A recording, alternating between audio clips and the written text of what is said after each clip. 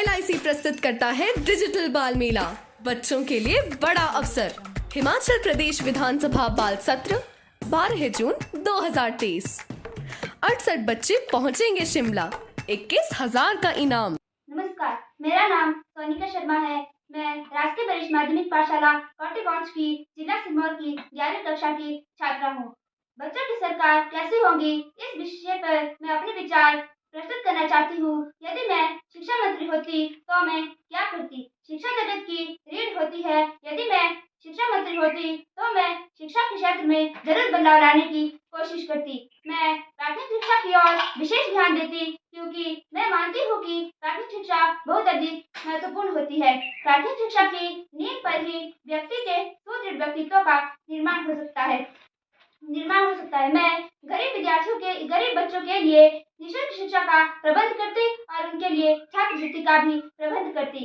यदि मैं शिक्षा मंत्री होती तो मैं 12वीं तक के विद्यार्थियों के लिए अनिवार्य शिक्षा का प्रबंध करती।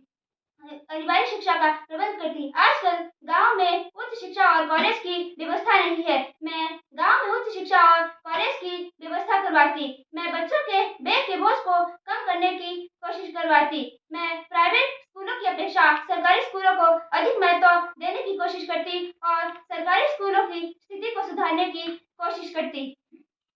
प्राइवेट स्कूलों में बच्चों को 3 वर्ष से ही स्कूल भेज दिया जाता है, जिससे कि बच्चों में तनाव की स्थिति पैदा हो जाती है। मैं प्राइवेट स्कूलों को बंद करवाने की कोशिश करवाती। मैं शिक्षा को केवल रटने की पद्धति नहीं बनने देती, बल्कि इसे व्यवहारिक शिक्षा बनाने की कोशिश करती। मैं आज के बच्चों को केवल किताबी शिक्षा ही दी जाती है। यदि मैं शिक्षा मंत्री होती तो मैं बच्चों को किताबी शिक्षा के साथ साथ नैतिक शिक्षा और व्यवहारिक ज्ञान की शिक्षा भी देती।